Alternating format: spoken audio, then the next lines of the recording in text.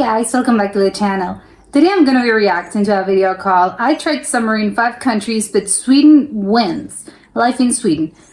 I think like how lucky, first of all, to have experienced summer in 5 different countries. I think like it's good to like make an informed decision of like, oh, I've spent like 5 summers or 5 years in like in different places, and I think like I'm gonna choose like where I'm gonna live like permanently, like based on that. I don't know like if you would move to a country just because like summers are better in this particular place instead of others. I don't know how important it is. Like it could be, you know, it can be quite like, oh my god, I hate summer over here, but I don't know, like if the country has like other good things, I think maybe you would like, well, you know, it's sort of like it's a sacrifice that I would have to make. But I think I'm curious to see like what countries like she's tried, because I think Sweden, like, again, I think it's cold, right? Like, it's Scandinavia. I would assume it's during the summer, like, there's more sunlight. But maybe that's because, like, it's not, like, a sweltering heat of, like, oh, it's so humid that I want to die. So maybe that's why. But I'm like, summer in Sweden, like, how warm is it? Maybe it's warmer than I believe, right?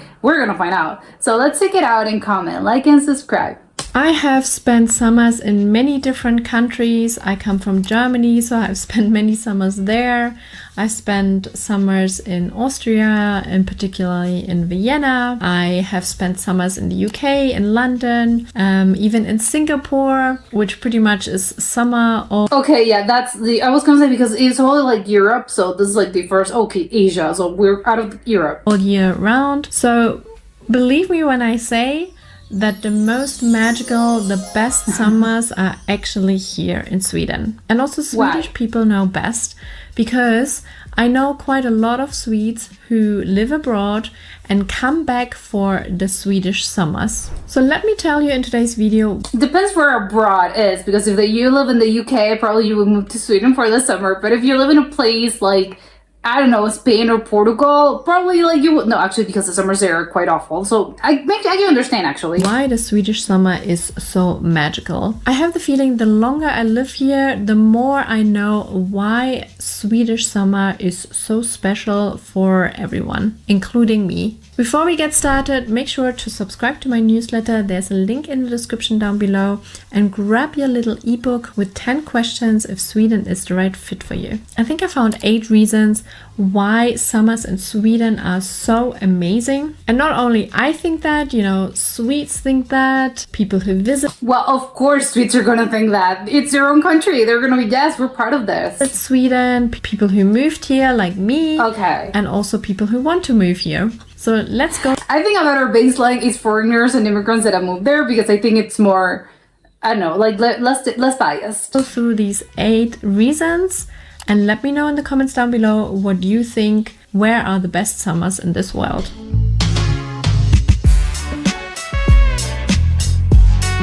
Hey friends, before we dive into the video, here is a quick money tip for the curious of you, especially if you are in Sweden or just getting started with investing. This video is in paid partnership with eToro. I think eToro is a fantastic beginner-friendly option. And what stood out to me is how simple the interface is. It's clean, it's intuitive, and it doesn't feel overwhelming if you're new. A few things I think are super practical. eToro is fully regulated in Europe, so you are using a platform that follows strict financial guidelines. You can also explore different assets in one place. Real stocks, zero commission ETFs, crypto, indices, and even CFDs if you know what you're doing. And if you just want to learn before you risk anything, there's an unlimited demo account and lots of educational resources, so you can practice and get comfortable. Now here is the cool part for you. Using my link,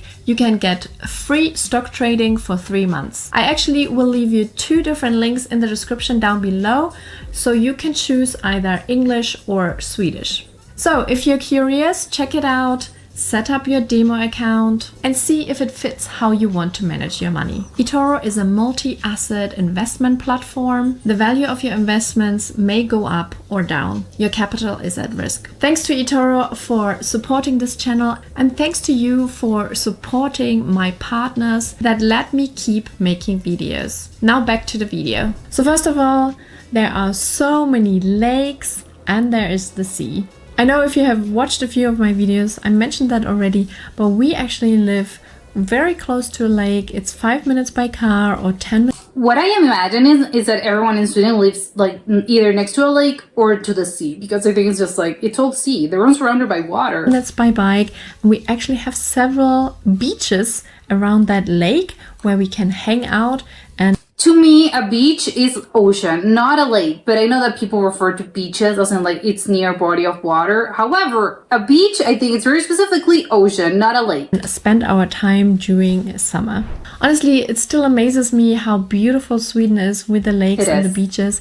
And if you ask me now why I probably would want to move to Sweden, it's probably now Don't they my live there? number one reason, which I definitely didn't know before I moved to Sweden. Or at least not in that capacity, and especially not in terms of feelings. I know Of that course. summers are not very long in Sweden, but I think that probably adds a little bit to Actually, how summer to me is like it could be anywhere from like a month and a half to 2 months. How long do they last over there? the magic that you want to make the most out of this amazing time. I think if Okay. you have summer all year round, it's just not that special anymore. And I can tell from my experience That's a great point, actually. Yes, it's like I only get this for 2 months. I have to like move fast. when I lived in Singapore, I was at some point quite fed up, with the constant heat. Everyone It's was awful. just escaping inside to air conditioning. So people were not even spending so much time outside like people do here in Sweden during summer. I also love that the That's what I mean when I say that summers and sort of like climates are very different, because either summers that are very humid and there's like a lot of sunlight, like it's like you have to go inside because it's like you can die of heat stroke. So it's like it's not comfortable, it's uncomfortable, and it's awful. And even if they don't have like the heat stroke warning, it's awful. It's like, no, I need to like go inside. water is really refreshing, and I'm really imagining like living here and seeing my kids growing up. We're already spending quite a bit of time by the beaches and they absolutely love it, and I can see when they're getting older, they're meeting up with friends, they sit on these rocks by a lake and Oh, that's so nice. chat and have a good time. And honestly, those lakes are everywhere. Like if you live in a city in Stockholm, you have so many amazing viewpoints actually. You can check out. Yeah, isn't Stockholm like basically all surrounded by lakes and water, bodies of water? And hang out. So it's not even reduced to a particular area in Sweden. I It's love that. everywhere. The next reason is that, people can go island hopping. Oh my God, that's so so great. it's also a reason related to kind of like lakes and water and the sea. But before I moved to Sweden, I never really heard of that word archipelago. And that's basically what's around Stockholm in particular. There's an archipelago, like lots of islands you can visit. Some a little bit bigger, some smaller. She makes a great point, because I know that archipelago, like it's just like a lot of islands like together, sort of like in water, but I don't understand like the actual geographical term. What's the difference between an archipelago and islands? I know that there must be a difference. Like what constitutes this, but I do not know actually. Some are actually connected with a bridge, so you can drive over there. But normally you take a boat to an island and then you can have a fika there, you have cafes. Do people like go in boats just moving around in ferries like for the afternoon? I have to go to a cafe on another island, so I have to like take a ferry. That's incredible. You have more beaches, you have nature, you can go for walks, you can go by bike. It looks so beautiful. I don't even know any island which is kind of like not so nice. The other day I actually explored I love it because it's like you don't need a guide. Whatever you end up like in, it's gonna be incredible. Vaxholm. I've never been before, but I heard about it, and we were driving with a car there actually because it was just easier. And honestly, it was so lovely to just be in this little, I don't know if you can say town. I mean, tiny. it felt quite not big, but there were quite a few shops, and then we visited the castle, and we actually took a boat to the castle. Oh my god. And I could just like walk around there and feel super happy. It was a lovely sunny day as well. I couldn't wished for more. And although Oh my sometimes God. there could be quite a few people, maybe tourists or so, I still had the feeling, that no matter which island you're visiting, There are always like spaces where you can just be on your own or, you know, walking around. Like it's not overwhelming at all. And there's so many islands you can explore. That's great, because one thing about the summer is that everyone's outside. Also, it really doesn't get boring. I mean, we have so many islands still on our list and we already live here for years. So Oh my it God. definitely doesn't get boring. And Yeah. talking about There's always something like new to visit, which I think is great. boats, people also own boats here in Sweden. So maybe, I don't really know the number of people who own boats, but you will see a lot of boats, like private boats on the sea, on lakes, you know, any size really. Yeah, what size are those boats? Are they just like a little tiny like fishing boat, or is it something like a yacht, or is it like a sailing situation, a sailing thing, or like you go sailing on the weekends? And that's something really aspiring. Like, I wish I had a boat, you know, our little family. At this moment, we cannot afford it. I would say it's not How expensive are they? Are they like really expensive? Because I would imagine it is, but like if everyone has it, then there must be not that expensive. super cheap, but it also depends what kind of boat you have. Maybe you have just like a paddle boat or whatever, or even a canoe. Okay, yeah. You can like go to the islands, for example, or just take a little trip somewhere. That is really such a thing here during summer. Everyone is taking out their boat if they have one. But also recently we discovered there's a website where you can actually rent boats, like from private owners. Again, it's not super cheap, but it's probably much cheaper than buying a boat. So And you have to take into account the maintenance, which I'm guessing it's not super cheap either. But I love it because it's like renting a car. It's like you're renting a boat for like a week or like 3 days. thinking of like maybe just renting a boat for 1 or 2 days and explore all the islands and the surroundings Exactly. of like Stockholm and Stockholm land. So even if I'm not the biggest fan of boats, I just love the idea Why? of having a little boat and going on a little adventure. What do you think? Would you love to own a boat? Let me know in the comments down below. Talking about another possession, people also own summer houses. I swear it's not all about possessions, but you know, summer houses are very, very popular here in Sweden. I don't know actually any other country where you can have a second property, you know, and it is not super Well, a lot of people have summer houses or maybe like weekend houses, like to get out of like the city. You have like a house that you have like outside, like more in the countryside. But I get it's not everyone, but it depends on the person. expensive to actually buy a summer house here in Sweden. Again, it depends on how much money people have. But yeah, I get it's like not everyone, but it's like a pied a terre. Like it's a popular concept. A lot of people have them. Especially when you go up north, although even the south has great summer houses and affordable summer houses. You would say like a beach house, right? If you follow and subscribe to my channel, every month I will actually talk about properties here in Sweden, so you know what's out there. It is quite interesting. So I can see myself buying a summer house at some point, but I don't know if it would be the north of Sweden or the south of Sweden. I guess I still have some time to figure that out. What is also I would assume like if you live in the south, like buy up north, and the other way around. That way you get like the both worlds. So that's a both world. so quite special in Sweden during summer is that people really, really seem happy.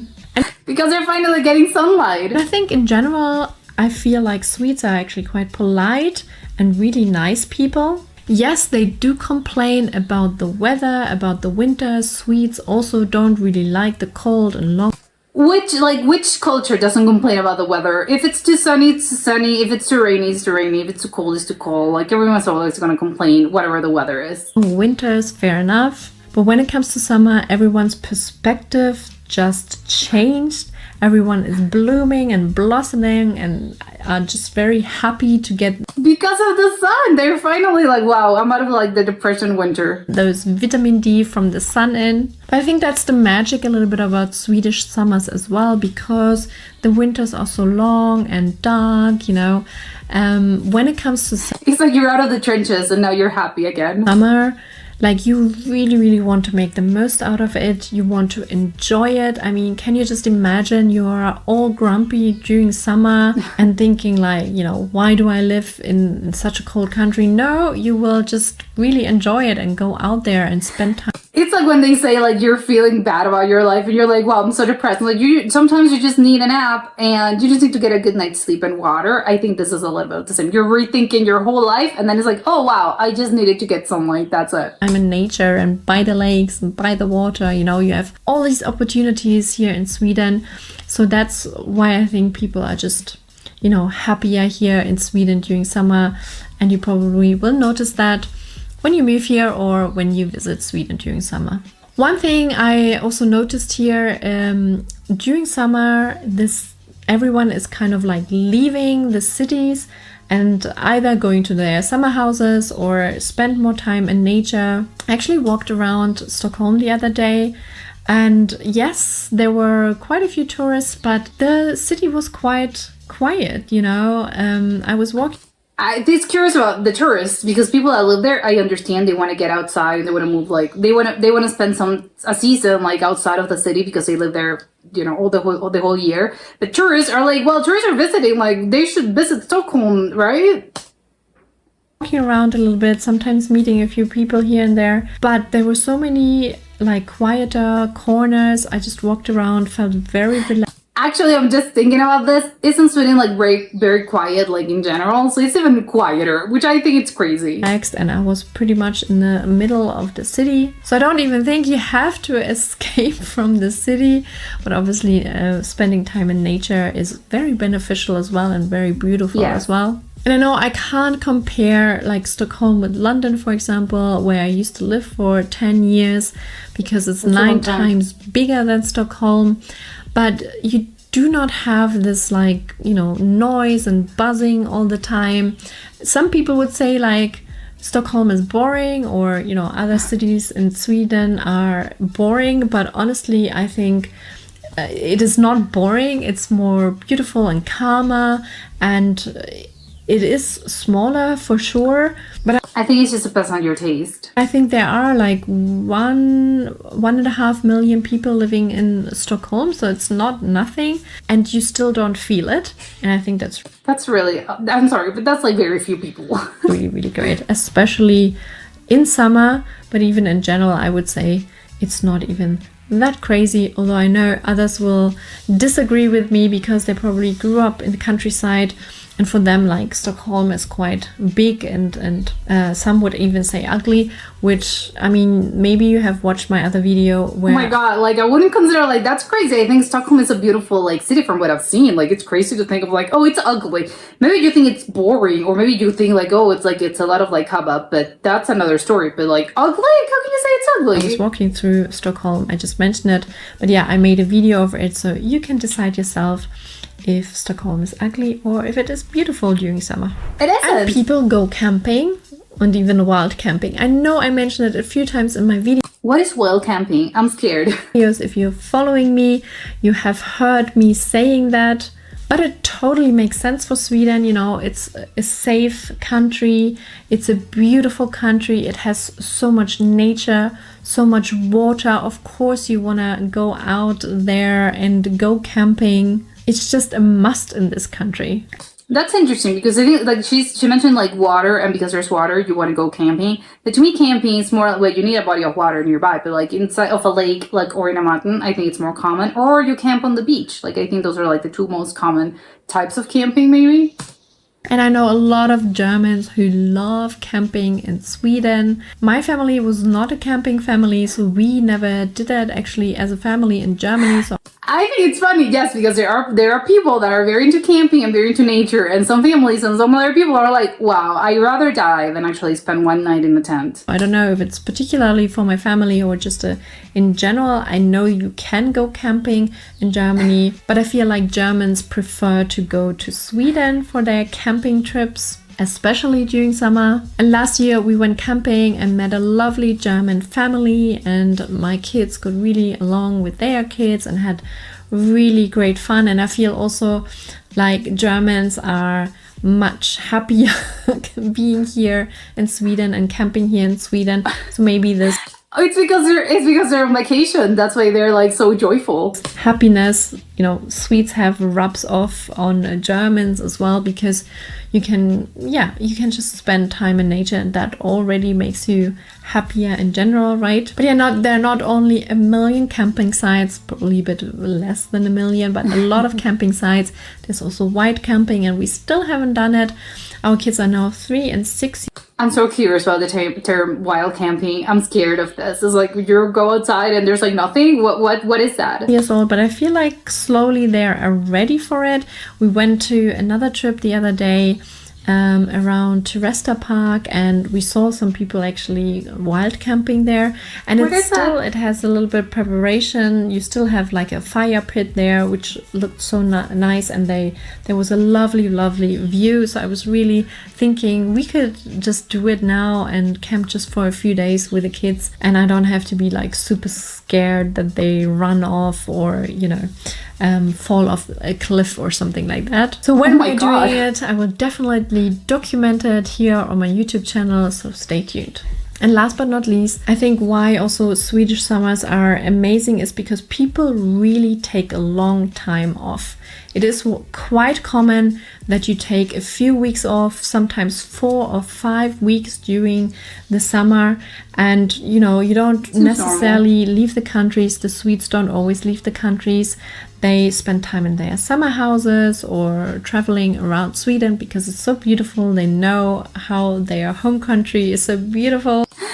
I get it, but it's like, well, other countries are also beautiful. You can also like visit around your own country. But I get what she means. It's like, yes, if you have a summer house, like I bought this to use it. I'm not going outside the country. If I have a summer house, I'm going to use it. Or they just stay at home sometimes and just really relax and recharge. And Oh. it makes sense, you know, to honor such a magical time and spend time, you know, relaxing rather than just working. I think in general, like, Well, yes, if it's the summer and you're on vacation, you shouldn't be working. Sweden has a very good like work attitude. Like, everything is set up for people to want to work, you know, and make it happen. But at the same time, there is this work-life balance where you don't want to spend all your time at work. And especially when it comes to summer, you want to have proper time off and enjoy yourself. So these are the 8 reasons why I think Swedish summer is the best. Let me know what you think down in the comments best. down What- below. Thanks so words. much for watching till the end, and I hope to see you in my next video. Hey Dora! Okay, so I think like she gave like a great amount of reasons. Yes, I now want to visit like Sweden during the summer. I do not know if I would like move there just because the summers are nice. I'm not sure, but I would definitely want to visit during the summer.